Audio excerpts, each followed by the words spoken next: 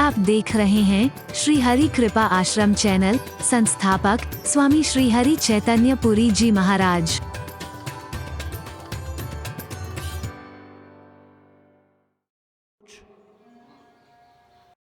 में से एक मांगा है, 10 में से एक नहीं।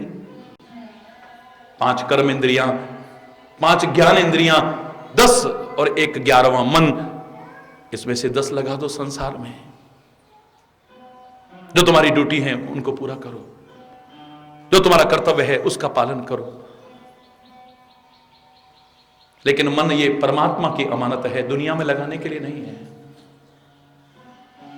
तू धो मन ना भय 10-20। हम गोपियों की प्रशंसा क्यों करते हैं, उनकी भक्ति की प्रशंसा क्यों करते हैं, उनके प्यार की प्रशंसा क्यों करते हैं? एक हो तो सोई गयो श्याम संग। एक था उधर लगा दिया है। ऐसा नहीं कि वो गाय नहीं धोती हैं, ऐसा नहीं कि बच्चों का पालन नहीं करती हैं, ऐसा नहीं कि झाड़ू पोंछा नहीं करती हैं, ऐसा नहीं कि यमुना से जल भर के नहीं आती हैं, ऐसा नहीं कि दही और दूध बेचने नहीं जाती हैं, सब काम करती हैं।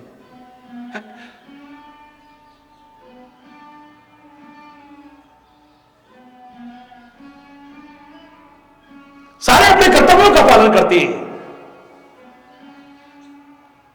मत दो, ये शरीर नहीं चाहिए तुम्हारा। तुम कहो कि तन मन धन सब अर्पण करो, ठीक है। अगर ये सुंदर भावना दिल से हुई, खाली ऊपर से नहीं, तो तुम्हारा तन भी अच्छा रहेगा, तुम्हारा मन भी अच्छा रहेगा और धन की तरफ से भी दुखी नहीं होगे कभी, एक अलग बात। लेकिन मेरे संत, मेरे सदगुरु, मेरे परमात्मा तुम्हारा तन नहीं चाहते हैं, तुम्हारा धन नहीं चाहते हैं। और मैं कह रहा हूं जो चाहते हैं मैं उन्हें संत, गुरु और परमात्मा मानूंगा भी नहीं चाहते। जो कहता हूं चैलेंज करके कहता हूं, खुले शब्दों में कह रहा हूं, कम से कम कोई उंगली उठा नहीं सकता है।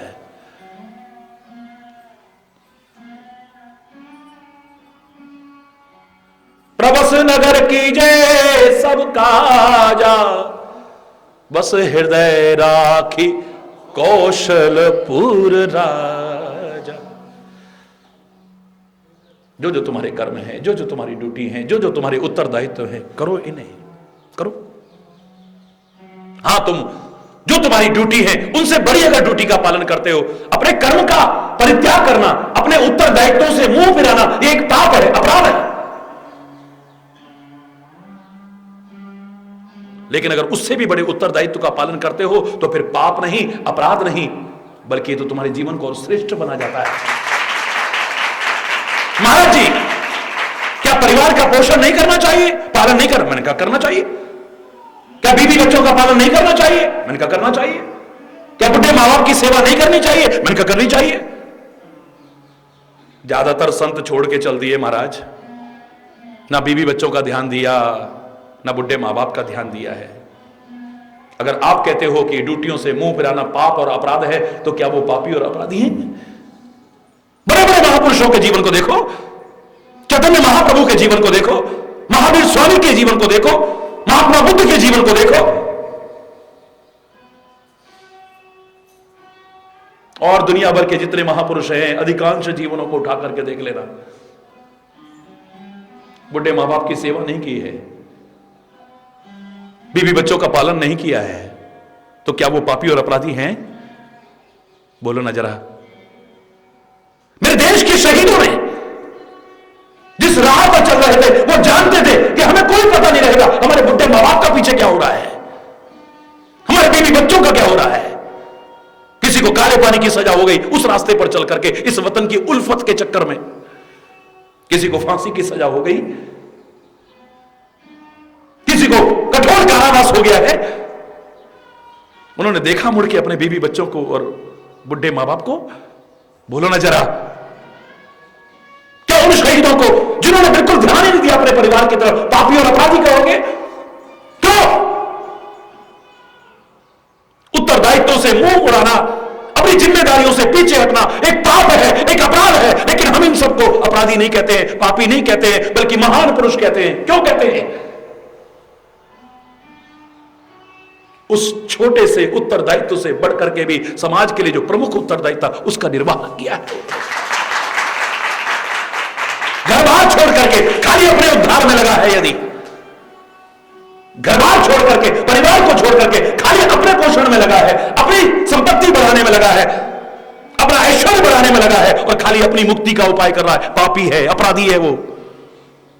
खाली खाया पिया, चिलम उड़ाई, भांग उड़ाया और ऐश करी, पापी अपराधी है वो।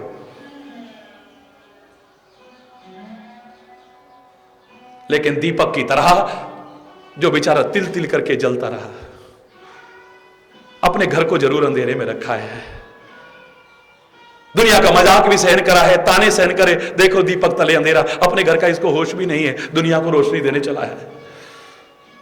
अरे मजाक उड़ाने वालों उसके त्याग को जरा समझना, कभी तिल तिल करके जलता है, अपने घर को अंधेरे में रखता है, लेकिन लोगों को प्रकाश देता है, अंधकार से उबारता है, ठोकरों से बचाता है। उस दीपक को हम पापी नहीं कहते हैं, अपराधी नहीं कहते हैं। दीपदेव नमस्तुभ्यम, प्रणाम करते हैं उसे। हे दीपक देवता, प्रणाम है तेरे को, हमको ठोकरों से बचाने के लिए, हमको अंधकार से उबारने के लिए, हमको प्रकाश देने के लिए तूने अपना घर बार भी, अरे बोलना जोर से बोलना, जरा सकारात्मक सोच बना के देखोगे। सारे कहते थे कैकेयी तू कितनी पापनी है, अरे दशरथ बुढ़ापे में तेरी मति खराब हो गई, इतने सुकुमार राजकुमारों को जंगल में भेजा है, पता नहीं क्या क्या कहते थे, पता नहीं क्या क्या, लेकिन एक सकारात्मक सोच रखते थे। कहते थे अगर कैकेयी ने ऐसा न किया होता, दशरथ ने ऐसा न किया होता, तो इस जंगल के निवासी हम कोल भीलों को कभी इनके दर्शन सुलभ होते। अरे धन्यवाद कैकेयी, धन्यवाद दशरथ, धन्यवाद अवधवासियों, तुम्हारी कृपा हुई तब आज हमें दर्शन हो रहे, वरना हमें दर्शन होते। ये चक्रवर्ती सम्राट बनकर के इनसे मिलना भी मुश्किल हो जाता है। राष्ट्रपति बड़ा सीधा है, बहुत सज्जन पुरुष है, बिल्कुल अभिमान उसके अंदर जरा सा भी नहीं है, बिल्कुल सादगी परिपूर्ण जीवन जीता है, बच्चे बच्चे से प्यार रखता है, लेकिन राष्ट्रपति बन गया है। अब क्या आम आदमी से मिल सकता है? बोलो ना जरा, मिल सकता है? वो चाहता है मिलना, कहीं सिक्योरिटी आड़े आ जाएगी, कहीं पर, अरे बोलना जोर से बोलो ना। हम जंगल के कोल बीघों को इनके दर्शन होते चक्रवर्ती सम्राट बनने के बाद। अरे कैकेयी धन्य हो तू, धन्य हो महाराजा दशरथ, तुम्हारे चरणों में नमन करते हैं। अगर तुम ऐसा ना करते तो,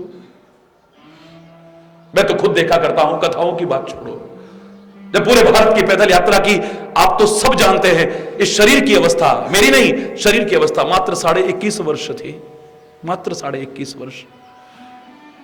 शरीर की अवस्था जब 24 वर्ष की थी, तब कामा में ही पैदल यात्रा पूरी हुई थी। करीब बोलना है।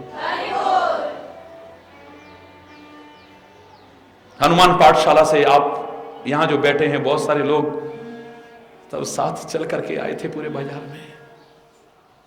30 सितंबर सन 1984 को जब पदयात्रा पूरी हुई थी। हरि बोलना। पूरे भारत की पदयात्रा में क्या प्यार और उत्साह मिला, उसके दर्शन तो आज भी हो रहे हैं आपको। आज तो सारी दुनिया में है, लेकिन उस समय पूरे भारत में जहां जहां गया क्या प्यार और अपनापन मिला, छुपा हुआ नहीं है किसी से। लोग बिलखते थे, रोते थे और कई बार कह उठते थे, हाय इनके कैसे मां बाप होंगे, कैसे इनके परिवार इनको निकलने कैसे दिया होगा, हाय कितने क्या उम्र है इनकी, कितने प्यारे लगते हैं, इनको जाने कैसे दिया होगा। और बहुत सारे ऐसे भी मैंने सुने जो कहते थे, अरे अगर उन्होंने ऐसा न किया होता तो हमें इनके इस रूप में दर्शन होते, सवाल ही नहीं होता। क्या हमारा जीवन सवर पाता? आज जो लाखों लोगों का जीवन परिवर्तित हो रहा है, हो पाता? भला हो, भला हो उस वजह को जिस वजह से ये वहां रुक नहीं पाए। हरि बोलना, जोर से बोलना। आज हम करोड़ों लोगों का मार्गदर्शन और उद्धार करने के लिए, धन्य है वो मां, धन्य है वो पिता, धन्य है वो, दोनों तरह के भाव सुने हैं मैंने। हरि बोलना। अपने कानों से सुने हैं, अपनी आंखों से देखे हैं ये। पाप है, अपराध है अगर आप अपने उत्तरदायित्व का निर्वाह नहीं करते हो तो। दिए ने कभी मुड़ के देखा अपने घर की तरफ? किसी चिराग का कोई मकान नहीं होता, खुले शब्दों में कह रहा हूं, किसी चिराग का यानी दिए का, किसी चिराग का कोई अपना मकान नहीं होता, जहां भी रख दो वहीं रोशनी लुटाता है,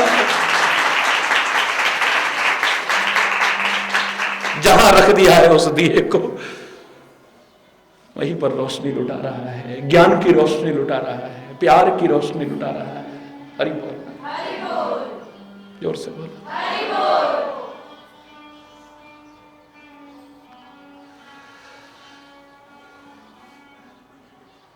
तिनके मन मंदिर बसहु सीए सहित दो रात। जिन्होंने खाली जबान से नहीं कहा है स्वामी सखा पितु मातु गुरु जिनके सब तुम तात। राम कहेंगे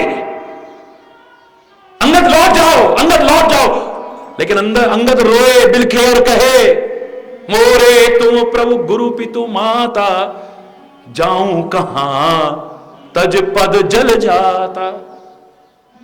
अब मेरे तो सभी आप ही हैं, कहां जाऊं मैं?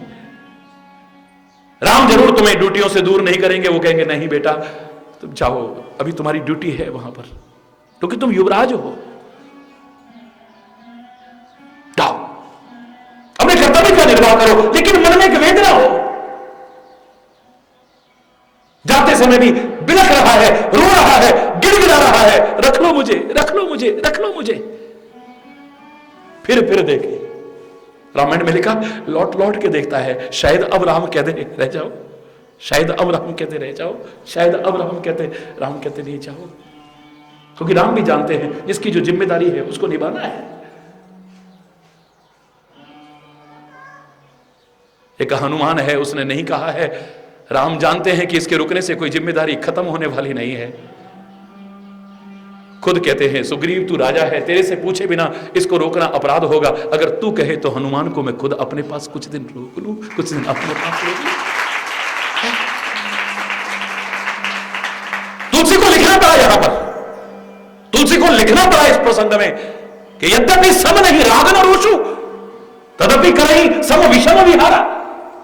परमात्मा तो समदर्शी है, न राग है न रोष है, न कोई अपना न सब उनके, वो समदर्शी परमात्मा भेदभाव। यद्यपि सम नहीं राग न रोषु तदपि करहि सम विषम विहारा। ये सम और विषम व्यवहार क्यों कर रहा है? एक रोता है, गिड़गिड़ाता है, प्रार्थना कर रहा है, मरती बेर नाथ मोह बाली, गयो तुम्हारे कांचे घाली। मेरे पिता ने तुमको सौंपा था, तुमको हाथ पकड़ा करके कहा था गही दास अंगद कीजिए, हे स्वामी इसे अपना दास बना लो, अपने चरणों में रख लेना इसे। पिता ने भी कह दिया है, मैं भी रो रहा हूं, गिड़गिड़ा रहा हूं, और फिर भी तुम कहते हो जाओ अंगद, जाओ अंगद, जाओ अंगद। हनुमान ने एक बार नहीं कहा है, कहते हनुमान रुक जाओ, हनुमान रुक जाओ, सुग्रीव छोड़ जाओ, सुग्रीव छोड़ जाओ, सुग्रीव छोड़ जाओ। आखिर क्या कारण है? वो समदर्शी परमात्मा तदपि करहि सम विषम विहारा। अंदर से राम जी आवाज देते हैं मेरा दोष नहीं है तुलसी, लिख दे आगे, लिख दे। क्या लिखूं स्वामी? भगत अभगत हृदय अनुसारा, जिसका जितना प्यार है उसको उतना ही मिलता है। जितनी जिसकी भक्ति है उसे उतना ही मिलता है। अगर तुम उसे दोषारोपण करते हो तुम्हारी मूर्खता है। क्यों मेरे बुलाए आते नहीं हो, गज को छुड़ाने कैसे गए थे, द्रौपदी की लाज बचाई चीर बढ़ाने कैसे गए थे, पहुंचे वहां जिस जिसने पुकारा, क्यों मेरी पुकार पर ध्यान न धारा। नंदा नाई बन के हरि जी पैर दबाने कैसे गए थे, दुर्योधन का मेवा न भाया, दुर्योधन का मेवा न भाया, रूखा साग विदुर घर खाया, भिलनी के झूठे बेरों का वन में भोग लगाने कैसे गए थे।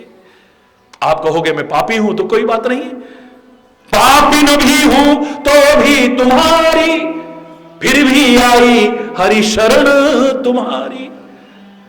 गणिका अजामिल पापी थे, गणिका अजामिल डूब रहे थे, उनको बचाने कैसे गए थे। क्यों मेरे बुलाए आते नहीं। हरि बोल। हम दोषारोपण कर देते हैं। अर्जुन के तो रथवान भी बन गए, आप रथ हाँकने वाले बन गए। अर्जुन ने अपने जीवन के रथ की बागडोर सौंप दी है। भीषण संग्राम में तू जहां ले चल, मुझे कोई गम नहीं है। अगर तू मेरे साथ है तो मुझे किस बात की चिंता। क्या तूने अर्जुन की तरह अपने जीवन रथ की बागडोर उसके हाथ में सौंपी है पूरी तरह से? खाली जबान से कहता है अब सौंप दिया इस जीवन का सब भार तुम्हारे, कोरी बातें हैं तेरी, सौंपता नहीं है, भार अपने सिर पे ही रखता है। तो है शबरी के तो झूठे बेड़े भी गए। तू शबरी है, तू बुलाए और तेरे गुरु और प्रभु चंद दिन भी ना आए तो कुछ जाना बंद कर देगा। अरे छोड़ो, इतनी बार बुलाया। हाँ भैया, हमारे कहां, ये तो अमीरों के जंगल में हमारी झोपड़ी में कहां आएंगे ये। सारी उम्र बीत गई, रामा रामा रटते रटते बीती रे उमरिया। सारी उम्र बीत गई है, लोगों ने ताने मारे, क्या क्या बकवास नहीं की है, लेकिन जो साधना बचपन से चली थी उस अवस्था से बुढ़ापा हो गया है। उस सहन शक्ति में, उस प्यार में, उस भक्ति में, उस समर्पण में, उस श्रद्धा में, उस आस्था में लेश मात्र भी कहीं कमी नहीं है। क्या तुम्हारा जीवन ऐसा बना है? वो खा जाएगा, झूठे बेर भी खा जाएगा। वो बेर का झूठा नहीं है, वो तुम्हारे प्यार का झूठा है, भूखा है। बेर का भूखा नहीं।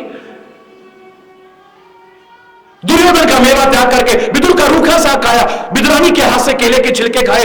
हमारे तुम विदुर जैसे नीति निपुण बन गए हो।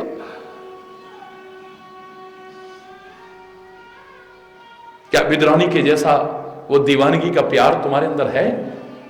हरि बोलना। कृष्ण सुनते ही तो उसे होश ही नहीं रहती है, पागल हो जाती है। कृष्ण सुनते ही, उसकी आवाज सुनते ही पागल। कहते स्नान कर रही थी, बिना वस्त्र के ही भाग पड़ती है, उसे इतना भी होश नहीं है। हरि बोल। इतिहास पढ़ के देखिए, क्या हो ऐसे? क्या गज जैसी टेर तुम्हारी है? वो आर्त पुकार तुम्हारी है जो कशिश ऐसी पैदा करे कि सामने वाला रह ही न सके, कच्चे धागे से खींचा चला आए। क्या तुम्हारी हुई है?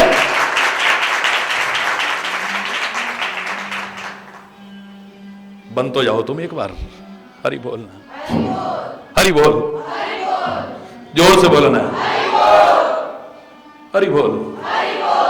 स्वामी सखा पितु मातु गुरु, जिनके सब तुम तात। खाली जवान से न कहे, हृदय से स्वीकार कर ले। मन मंदिर तिनके बसहु, सिए सहित दो। ऐ परमात्मा, सिया और लखन सहित उनके हृदय में आप जरूर निवास करिए। वाल्मीकि ने ऐसे लोगों के हृदय में निवास कहा है, और हम प्रार्थना करते हैं कि हमारा हृदय भी ऐसा बन जाए, है तो बना रह सके उसका निवास,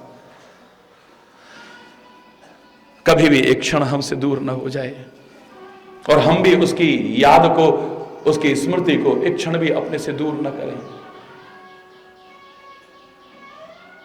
उसकी विस्मृति ही सारे दुखों की जड़ है, और उसकी स्मृति ही सुखों का मूल है, याद रख लेना। सीता दुखी है, सीता दुखी है, सीता दुखी है, हनुमान ने कहा था। इतनी दुखी है प्रभु, निमिष निमिष करुणानिधि जाहि कल्प समवीत। याद करो, निमिष निमिष, निमिष माने पलक झपकने का समय। इस पलकों पर महाराजा निमि का, जनक के पूर्वजों का निवास है। इसलिए कहा था, जब सीता राम को देख रही है ना पुष्प वाटिका में, तो पलकें एकटक रुक गई हैं। क्यों? बोले वहां से निमि महाराज हट गए, क्योंकि हमारी बेटी है ना, हम इस रूप में नहीं देख सकते हैं। हरि बोलना। महाराजा निमि का निवास है इन पलकों पर, तो निमिष कहते हैं पलक झपकने का समय।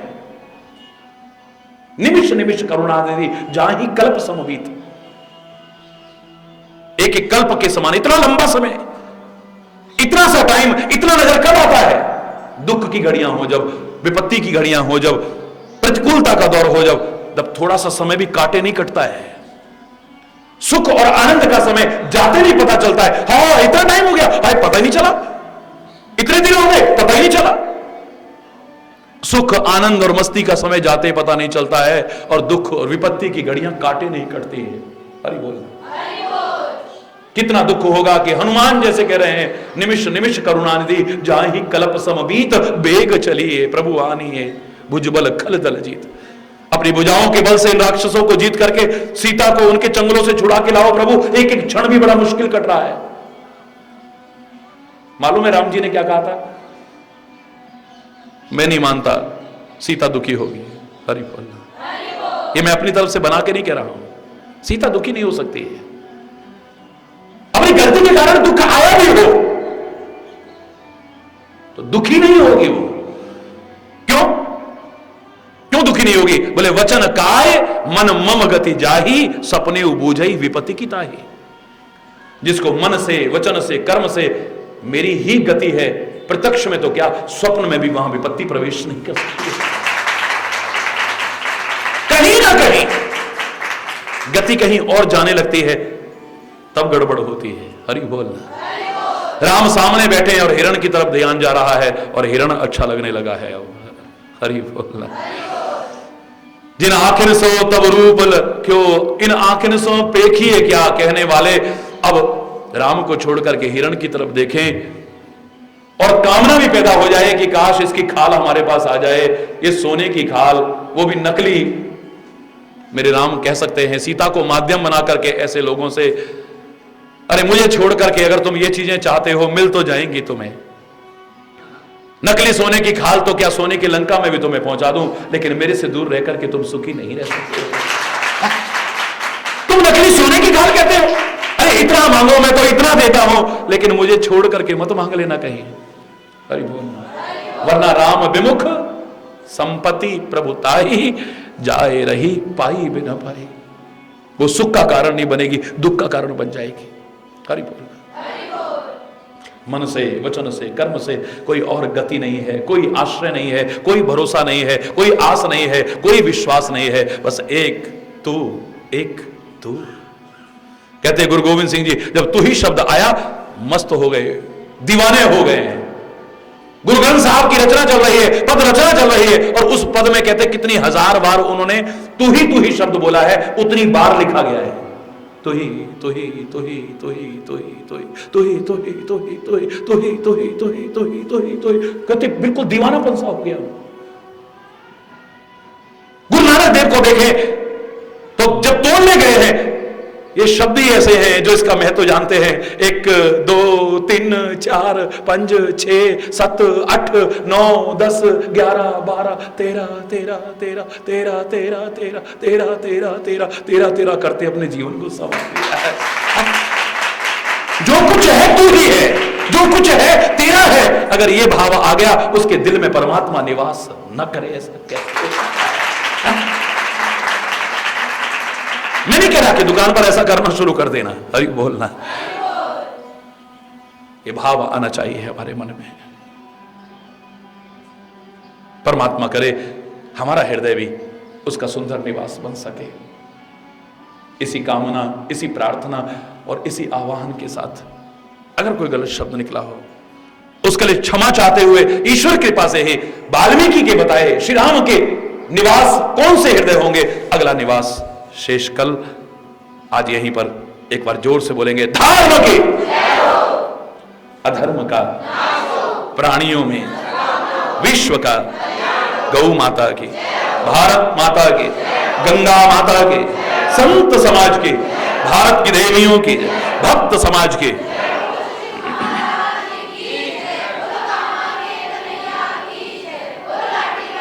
बोलो वृंदावन बिहारी। जय जय श्री राधे। श्याम राम राम। हरि बोल हरि बोल।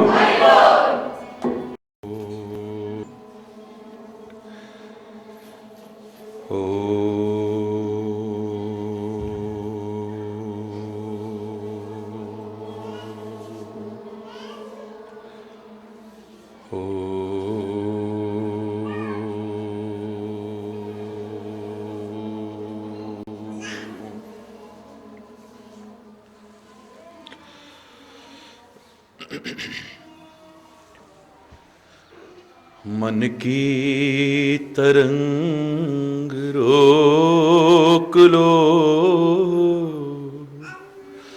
बस हो गया भजन। मन की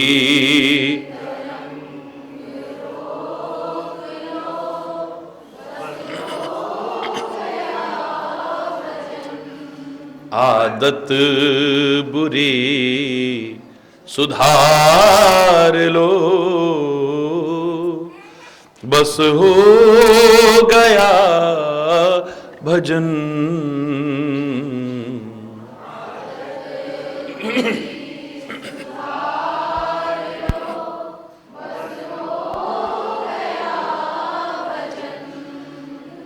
मन की तरंग रोक लो, आए हो तुम जहां में क्यों, और क्या था करना यहां। आए हो तुम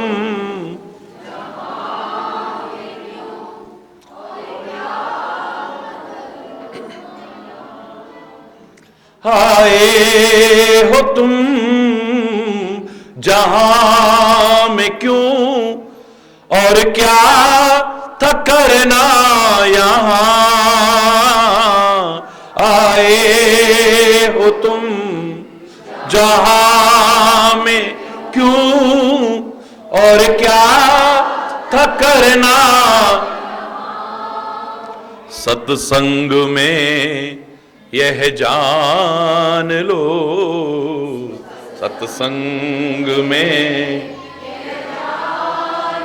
और खाली जान मत लो, जीवन में फिर उतार लो।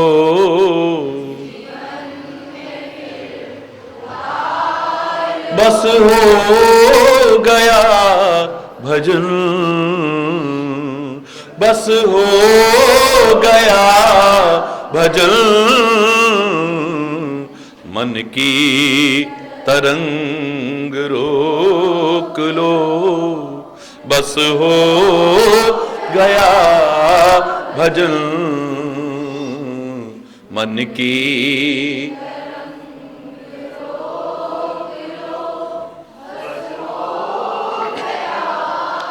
आदत बुरी सुधार लो, बस हो गया भजन। आदत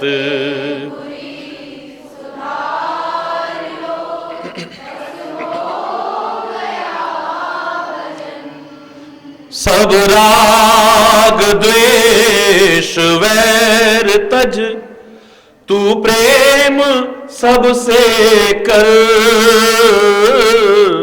सब राग वैर तज, तू प्रेम सबसे उपकार कर, पर गर्व ना कर। उपकार बस हो गया भजन, बस हो मन की तरंग रोक लो, बस हो गया भजन।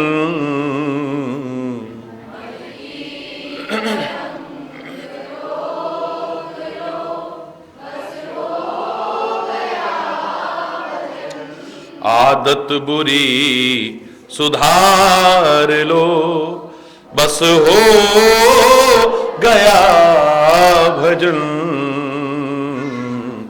आदत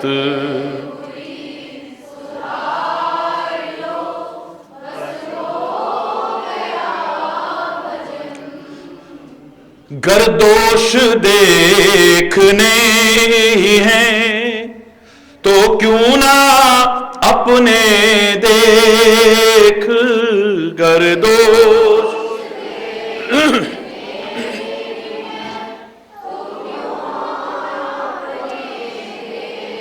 गर दोष देखने ही हैं तो क्यों ना अपने देख, गर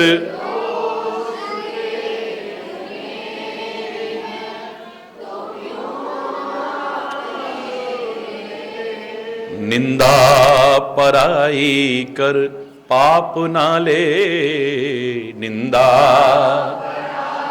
कर पाप ना ले, बस हो गया भजन, बस हो आदत बुरी बस बस हो गया भजन। मन की बस आदत बुरी सुधार लो, बस हो गया भजन। आदत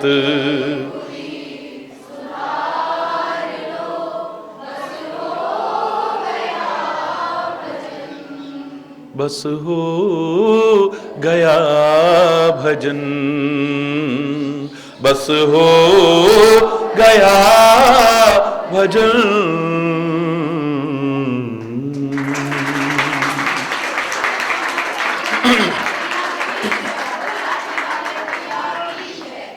हरि बोल, हरि बोल। सृष्टि के कण कण में समाया वो परमात्मा, जर्रे जर्रे में समाया वो परमात्मा,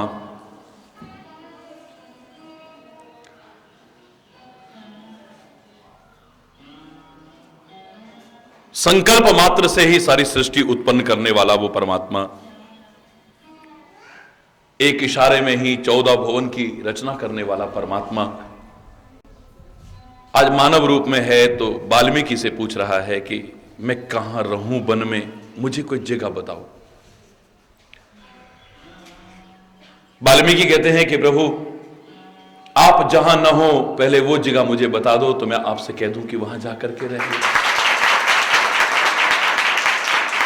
ऐसी कौन सी जगह है जहां आप न हो? हरि बोल। सर्वव्यापक हैं आप, सर्वत्र हैं आप।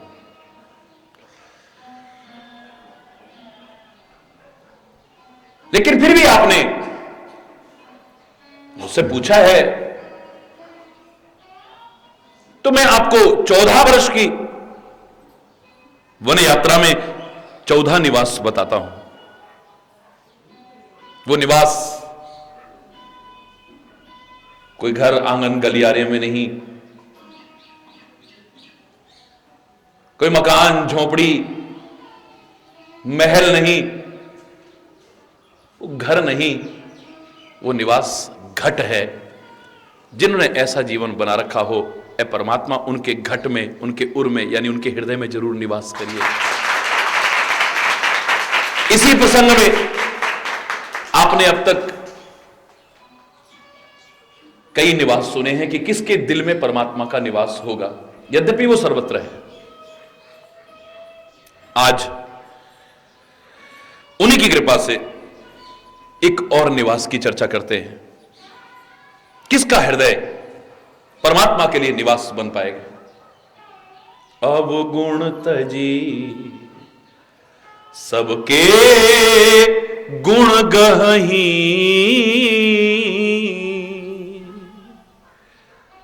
अवगुण तजी, सबके गुण गही, विप्रधेनुहित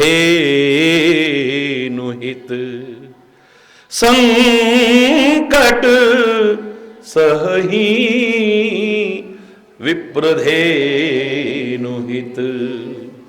संकट, नीति निपुण जिनके जगली का,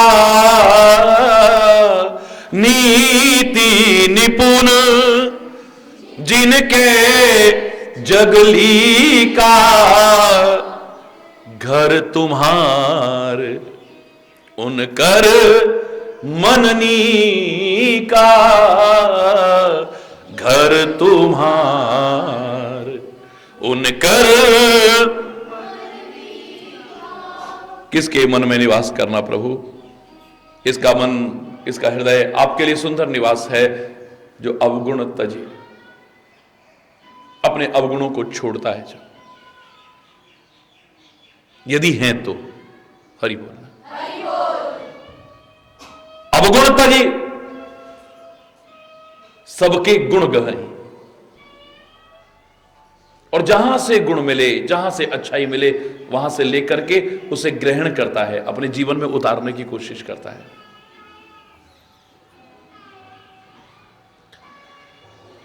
दिखने में बड़ा साधारण सी बात है, लेकिन बहुत गहराई की बात है ये। अधिकांश लोग मैदान से आउट हो जाते हैं इस एक पंक्ति में भी। हरि बोल। अवगुण तजी,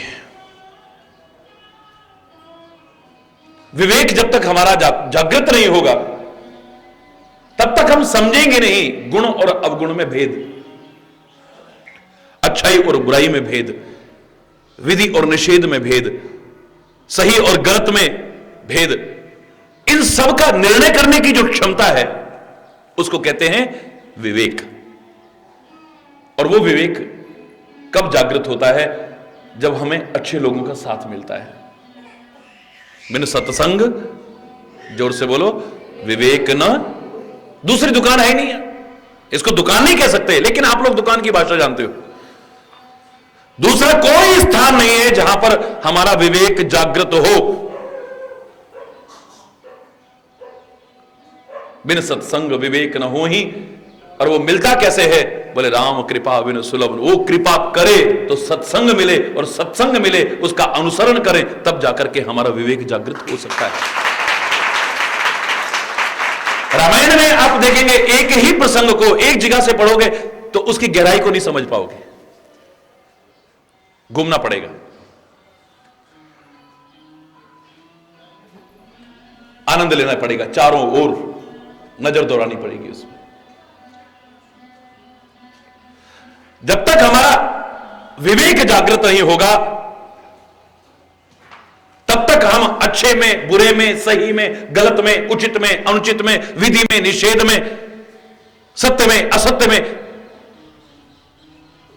अंतर नहीं कर पाएंगे। तभी तो हम कई बार सार को छोड़ करके असार ग्रहण करने लग जाते हैं। अविवेकी जन, हरि बोलना। गुंजा ग्रहणी परस मणि पोए कोए, पारस मणि को छोड़ करके गुंजा ग्रहण करने लग जाते हैं। हीरों को छोड़ करके कांच के टुकड़े बटोरने लग जाते हैं। वो क्रिया हमारी बिल्कुल अबोध बच्चे की तरह है, जो जानता ही नहीं है कम मूल्य की चीज क्या है, ज्यादा मूल्य की चीज क्या है, और अनमोल चीज क्या है, जिसकी कोई कीमत ही नहीं आ सकता है। एक बच्चे के सामने एक चॉकलेट रख दो, थोड़ी टॉफियां रख दो, और हजार हजार के नोटों की गड्डियां रख दो। अबोध बच्चा जिसे कहते हैं, क्या उठाएगा? बोलो, जोर से बोलो ना। क्यों? वो पूरी गड्डियां तो क्या, एक गड्डी तो क्या, एक नोट भी उठा लेता, कितने समय तक टॉफी चॉकलेट खाता रहता। उसे पता नहीं है कम की कीमत की चीज क्या है, ज्यादा कीमत की चीज क्या है, और अनमोल चीज क्या है। बोध नहीं है उसे। इसी वजह से हरि बोल,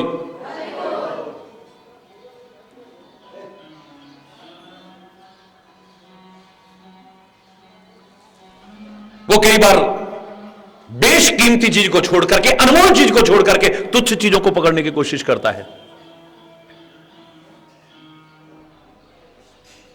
दुनिया में अपने आप को बड़े बड़े समझदार समझने वाले, बड़े बड़े समझने वाले भी कई बार अबोध जैसी हरकत नहीं करते हैं कि अनमोल चीजों को छोड़ करके तुच्छ चीजों की ओर ही भागते रहते हैं, विनाशी चीजों की ओर भागते रहते हैं।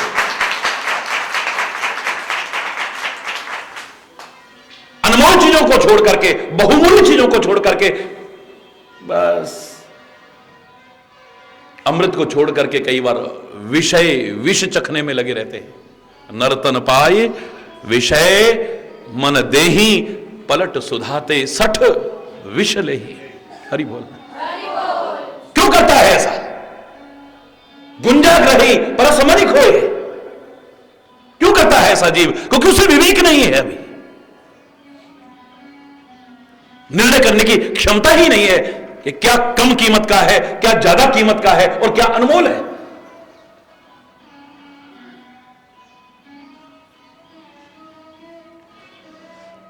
जब तक मां के भरोसे था तो मां बचाती रही ना बेटा, ना बच्चा तो आग की तरफ भी भागने की कोशिश करेगा, ना बेटा जल जाएगा बच्चा, ना बेटा ना ये जहर की शीशी, हाँ बेटा उंगली भी मत लगा लेना, जरा चख भी मर जाएगा नहीं तो। बच्चा तो उसे भी पकड़ के खाने की कोशिश करेगा। जो अबोध बालक है वो आग को भी पकड़ने की कोशिश करेगा, जहर की शीशी पड़ी हो उसे नहीं पता है, वो उसे भी खाने की कोशिश करेगा। सांप भी जा रहा हो उसको डर नहीं लगेगा, वो खिलौना समझ के पकड़ने की कोशिश करेगा। हरि बोल। पर मां के आश्रित है जब तक, तब तक मां उसे कदम कदम पर बचाने की कोशिश करती है। जो संत गुरु और परमात्मा के भरोसे हैं, उनके आश्रित हैं, उन्हें वो बचाने की कदम कदम पर कोशिश करते हैं।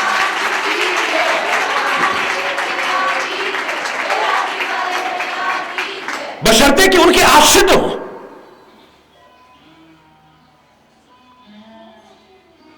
जैसे बड़े बच्चे का ध्यान माता पिता उतना नहीं रखते हैं जितना छोटे बच्चे का रखते हैं, ऐसे जो अपने आप को बड़ा समझता है, अपने आप को बड़ा समझता है, उसके आगे किसी को कुछ समझता ही नहीं है, तब शायद उतना ध्यान नहीं रखेंगे। न परमात्मा रखेंगे, न गुरु रखेंगे, न संत रखेंगे, न मां बाप रखेंगे। प्यार भी उतना नहीं रहेगा जितना कि पहले था। पहले तो कितना ध्यान रहता था, कहीं पर पार्टी चल रही है, सत्संग चल रहा है, नाच गाना चल रहा है, मौज मस्ती चल रही है, सारे मगन हैं, सबका ध्यान लगा हुआ है, किसी को कोई होश नहीं है। लेकिन जिस मां का अपना आश्रित बच्चा घर में सोया हुआ है, उसका ध्यान वहां नहीं लग रहा, उसका ध्यान हाय कहीं उठ ना गया हो, हाय कहीं रो ना रहा हो, हाय कहीं गिर ना जाए, हाय कहीं ऐसा नहीं, उसका ध्यान वहीं लगा रहेगा। क्योंकि जो आश्रित होता है जिसके, उसका ध्यान वो रखने की कोशिश करता है। हरि बोल, हरि बोल, जोर से। लेकिन वही बच्चा जब बड़ा हो जाता है, मां बाप भी उतना ध्यान नहीं रखते हैं और बच्चा भी नहीं चाहता है कि मेरा ध्यान रखो। बेटा अभी तक आया नहीं, मम्मा प्लीज, मैं इतना छोटा बच्चा नहीं हूं, कहीं खो नहीं जाऊंगा। क्या हो गया, थोड़ी देर हो गई तो दोस्तों के साथ लगे हैं, क्या हो गया? तो गलत राह पे भी चल जाता है, कुमार्ग पर भी चल जाता है, उसे अच्छा ही नहीं लगता है। अब टोके मुझे कोई, रोके मुझे कोई रोके या टोके तो बड़ा बुरा लगता है। हरि बोल, जोर से बोलो ना। जैसे अबोध बच्चे को नहीं पता है ये जहर है, मां को पता है ये जहर है। वो शीशी छीनती है तो बच्चा रोता है, तरसता है, मेरे हाथ से चीज छीन ली, मुझे खाना है, मुझे खाना है। वो जहर को भी खाने की कोशिश, लेकिन मां जानती है इसको खाकर के इसका हित नहीं होने वाला है, उसे बचाने की कोशिश करती है। लेकिन जब बड़ा हो जाता है, मुझे बच्चा मत समझना, मैं छोटा बच्चा नहीं हूं, यहां मत जाना, वहां मत जाना, इतनी देर मत लगाना, फलाना नहीं, मैं अपना भला बुरा पहचानता हूं। न बच्चों को अच्छा लगता है कोई टोके, फिर मां बाप भी उतना ध्यान नहीं रखते जितना कि अपने आश्रित बच्चे का ध्यान रखते। हरि बोल। श्री राम खुद कहते हैं, मोरे प्रौढ़ तने सम ज्ञानी, बालक सुत सम दास अमानी। जो ज्ञानी बनते हैं ना, है तो सब मेरे बच्चे, सारी औलाद मेरी ही तो है, सारी सृष्टि मेरी ही तो पैदा की है। सब मम प्रिय सब मम उपजाए, मेरे प्यारे हैं, सब मेरी औलादें हैं। पर फर्क है अपने जीवन और आचरण से। कोई मेरे दिल के करीब आ जाता है, कोई मेरे हाथों तक रहता है, कोई मेरे चरणों तक रहता है, कोई मेरे पास पास ही रहता है, कोई पास रह करके भी बहुत दूर रहने की कोशिश करता है। ये अपने अपने कर्म और आचरण। कोई मेरे सिर पर भी आकर के बैठ जाता है सब मेरे अपने। कौन अपनी कितनी जगह कहां जगह बना पाता है, ये आप पर निर्भर करता है। हरि बोल। ज्ञानी मेरे बड़े बच्चे हैं, उनको अपना बल है। हम समझदार हैं, हम सब जानते हैं, हमारे अंदर भी दिमाग है, हमारे अंदर भी सोचने की शक्ति है। अपना भला भला बुरा हम जानते हैं, हमें टोकने की जरूरत नहीं। भगवान कहते ठीक है, फिर तू अपने आप को संभाल सकता है तो संभाल ले। जब कहीं आकर के हार जाए तो फिर हाथ उठा करके जय जय श्री राधे करके मेरे को पुकारना, मैं फिर तेरी आकर के रक्षा करूंगा। फिर सरेंडर कर देना। अभी तेरे अंदर अहंकार है तो तू अपनी निबेड़ ले फिर अपने आप। कोई बात नहीं, जब हार जाए तो मुझे पुकार लेना। जिसको अपनी ताकत पर भी भरोसा हो जाए फिर भगवान उसकी रक्षा करेंगे। जो अपने आप को बड़ा समझने लग गया है, मां बाप तो कहेंगे अच्छा बेटा अलग हो जाओ तो ज्यादा बढ़िया है। हरि बोलना। तुम्हारी इस अकड़ ने घर में रात दिन कलेश कर रखा है। बेटा जो मां बाप कहते थे बच्चे इकट्ठे रहें तो कितनी खुशी होती है, ये मुट्ठी की तरह बांध करके रहो बेटा, संगठन में बड़ी शक्ति है। अब वो मां बाप खुद कहते हैं अपने हाथों से अलग, पता नहीं हमारे बात तुम क्या करोगे, हमारे सामने ऐसा कर रहे हो तो है? ध्यान रखेंगे बल्कि कहेंगे अच्छा जाओ तो। हरि बोलना, जोर से बोलना। जो उसके आश्रित है, जब तक वो ध्यान रखता है, फिर पाछे पाछे हरी फिरे कहीं भूखा ना रह जाए। कबीर कहता है अपनी मेहनत करके मैंने खूब देखा, मेहनत का महत्व तो अपनी जगह है, लेकिन घर चलाने का गुजारा तक नहीं हो पाता था। जब से मेहनत तो करता हूं लेकिन जिम्मेदारी उसको सौंपी है, अब तो पाछे पाछे हरी फिरे कहीं भूखा न रह जाए। कहत कबीर कबीर, ओ कबीर तू भूखा तो नहीं है, ओ कबीर तू भूखा तो नहीं है, ओ कबीर। इतना ध्यान रखता है मेरा। किसी ने कहा महाराज जी आपका तो सारा जीवन ही समर्पित है, 24 घंटे आप इसी में हैं, बोलते हुए भी, खाते हुए भी, चलते हुए, कोई भी व्यवहार करते, हम जानते हैं, करीब से देखा है आपको, आपका ध्यान वहीं रहता है। और आप खाते भी हो तो समाज के लिए, क्योंकि हम जानते हैं आप शरीर पुष्टि के लिए नहीं खा रहे हो, एक सूखी रोटी खाते हो खाली इसलिए कि शरीर चलता रहे, बस आपका उद्देश्य स्वाद नहीं है, पुष्टि नहीं है, बस शरीर चलाना है। हरि बोलना। समाज को जितना कुछ मिल सके, हम जानते हैं आप चलते हो तो लोगों के लिए, कहीं जाते हो तो लोगों के लिए, खाते हो तो लोगों के लिए, सोचते भी हो तो लोगों के लिए। कुछ अच्छा चिंतन आ जाए, इनको बता दें, ये अपना ले तो इनके जीवन का उद्धार हो जाए। हम जानते हैं किसी व्यक्ति ने कहा, लेकिन महाराज जी क्षमा करें, अपराध अगर हो जाए तो यूं ही जानना चाहते हैं, जिसे अलग से ध्यान लगा के बैठना होता है। आप कभी ध्यान करते हो? आपका कमरा तो बंद होता है, कमरा तो कमरा बंद होता है तो कोई कहता है सो रहे होंगे, कोई कह रहा है आराम कर रहे होंगे, कोई कह रहा है काम कर रहे होंगे, कोई कह रहे हैं कि ध्यान कर रहे होंगे, कोई कह रहा है कुछ कर रहे होंगे, कोई कह रहा है कुछ कर रहे होंगे।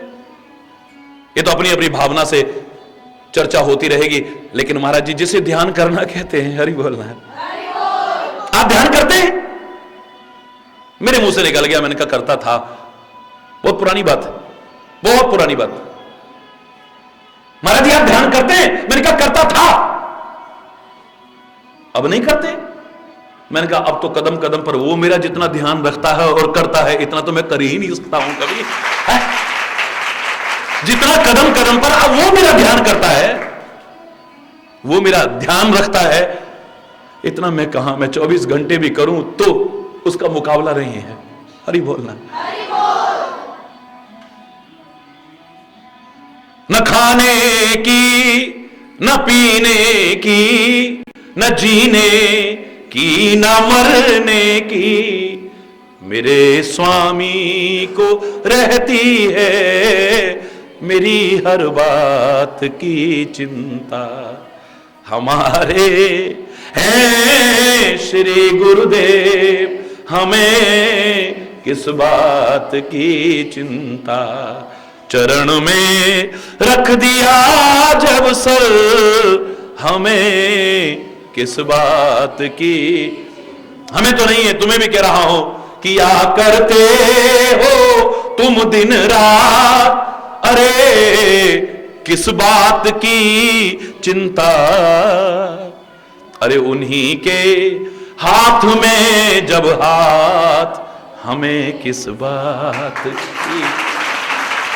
हुई गुरुदेव की कृपा, बनाया दास चरणों का, रहे हर श्वास में हरि जी, बस तुम्हारे नाम की चिंता। हमारे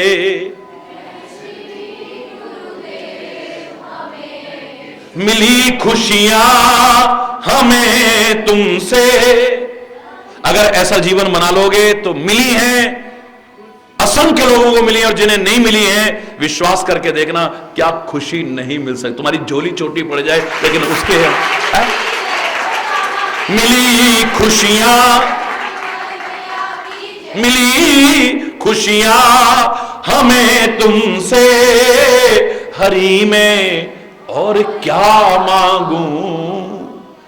तुम्हारा कर रहा चिंतन, और तुम ही पर छोड़ दी, सब छोड़ दी। हरि बोल। अब मुझे कदम कदम पर चिंता करने वाला जब तू बैठा है, तो फिर मैं अपना कर्म करूंगा, कर्तव्य का पालन करूंगा, तेरा चिंतन करूंगा। छोड़ दी सारी चिंता ऊपर तेरे, अब तू संभाल कर। जब तुम करते हो तो वो कहता है अच्छा करके देख ले भाई, तू टेंशन करके देख ले, तेरे करने से कुछ हो जाए तो ठीक है, ना हो तो फिर मेरे को पुकार लियो। हरि बोलना। फिर आ जाना, मेरा दर खुला है, खुला ही रहेगा आप सबके लिए। हरि बोलना। जब तुम्हारे करने से कुछ करो। वो कहते एक संत जा रहे थे, प्रभु के प्रेम की मस्ती में थे, मगन होकर के कीर्तन करते जा रहे थे, नदी के किनारे से निकल रहे थे। एक धोबी ने राजा के कपड़े धोए और किनारे पर डाल रखे थे। उस मस्ती में उन्हें होश नहीं रहा, उनके पैर पड़ गए उसपे। हरि बोल। बस धोबी ने तो आप देखा रहा था, आप अभी तक तो डंडे से कपड़ों को पीट रहा था, लेकर के संत को पीटना शुरू कर दिया। हरि बोल। वो तो मस्ती में पुकार रहा है प्रभु को, और उसने पीटना शुरू कर दिया। कहते हैं कि वहां सिंहासन डोल गया, क्योंकि प्रभु का नियम है न मे भक्तः प्रणश्यति, मेरे भक्त का तो कभी नाश हो ही नहीं सकता है। हरि बोल। मेरे भक्त का कभी नाश नहीं हो सकता है। लक्ष्मी चरण दबा रही हैं तो कहते हैं भगवान एकदम से पैरों से हाथों को हटा करके जबरदस्ती नंगे पैरी गरुड़ को भी छोड़ा। तैयार? क्या हो गया स्वामी? बात मत करो, बाद में बताऊंगा। एक क्षण भी व्यर्थ में नष्ट नहीं करना चाहते। कौन है ऐसा जिसके लिए प्रभु ऐसे भाग रहे हैं? मेरे हाथों के कोमल स्पर्श को छोड़ करके, सवारी भी छोड़ करके, कौन है वो? लक्ष्मी भी कहती है, और जो दर्शन कर रहे थे वो भी कहते, देखे तो सही भैया ऐसा कौन सा भक्त है। क्या देखते हैं? नीचे एक धोबी संत को मार रहा है, उस संत की रक्षा के लिए जा रहे हैं प्रभु। वहां तक पहुंचे भी नहीं है, बीच में से ही वापस आकर के उदास होकर के लेट गए हैं। हरि बोलना है, जोर से बोल रहा है। उदास होकर के लेट गए है। कहां तो इतने व्याकुल थे, उसकी रक्षा के लिए भाग रहे थे, और अब रक्षा करनी, वहां पहुंचे भी नहीं, बीच में से वापस आ गए। प्रभु खेल आपका समझ में नहीं आता है, प्रभु खेल निराले करते हो आप। ये क्या माया है आपकी? कहां तो आप इतने व्याकुल होकर के भाग रहे थे उसकी रक्षा करने के लिए, और रक्षा की भी नहीं, बीच में से वापस आ गए। बोले तब तक मेरे भक्त पर दुष्ट प्रहार कर रहा था और भक्त मुझे पुकार रहा था, संत मुझे पुकार रहा था, लेकिन मैं वहां तक पहुंचने ही वाला था, इतनी देर में देखा कि संत ने भी उलट करके प्रहार करना शुरू कर दिया है। क्या उसे मेरी ताकत पर भरोसा नहीं था कि उसकी रक्षा करने वाला मैं बैठा हूं, जो उसने भी उसको मारना शुरू कर दिया? पहले एक भक्त पर संकट था, अब तो दो धोबी आपस में लड़ रहे हैं। अरे बोलना, जब ये अपनी ताकत हार जाए, मुझे पुकारेगा ना, मैं फिर से नंगे पैर दौड़ पड़ूंगा। ये अपनी ताकत खुद आजमा रहा है ना, आजमाने दो। अगर मेरे भरोसे पे होता तो मैं फिर हरि बोलना, जोर से बोलना।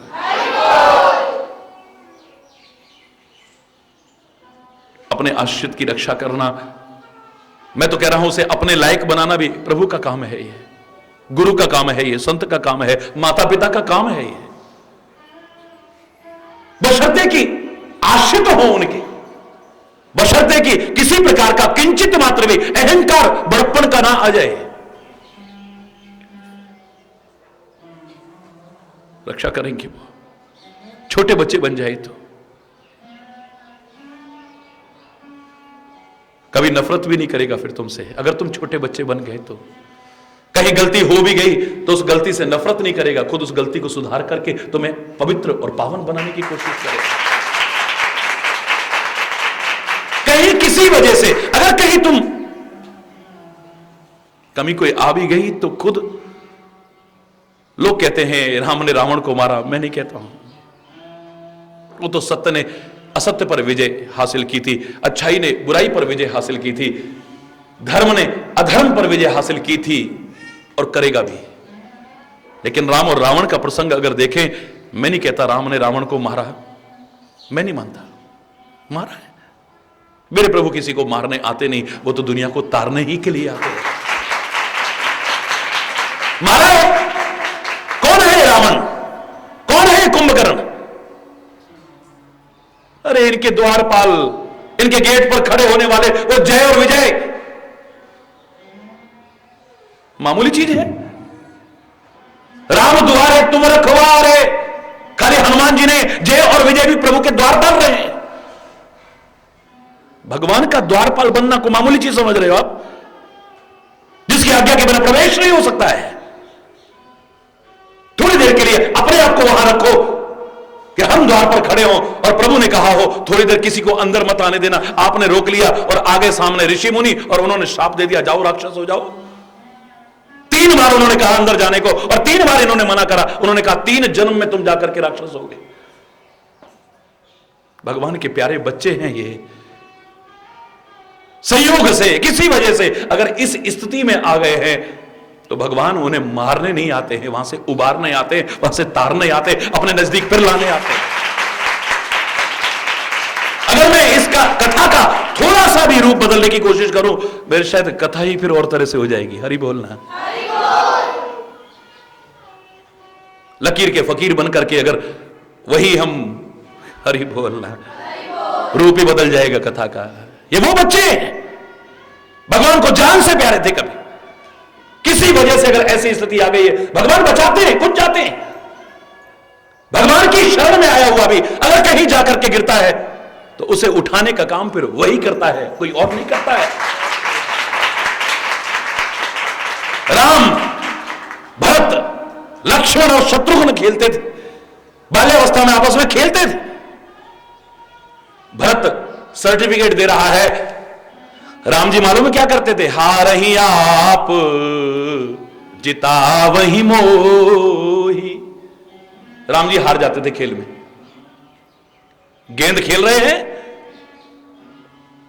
भरत मारता है, किक मारता है, उसमें बॉल जाती है प्रभु के चरणों की ओर और प्रभु खड़े देख रहे हैं उसे, उनके चरणों में पड़ी और प्रभु उसे किक मार ही नहीं रहे।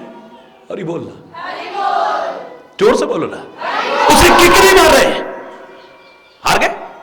जोरदार ताली, वाह वाह वाह, देगा देगा देगा देगा। जानबूझ के हारते थे मेरे प्रभु, जानबूझ के। मुझसे किसी ने पूछा कि आखिर ऐसा क्यों करते थे, मुझे अपनी भावना से जो नजर आया मैं तो वो बताया करता हूं।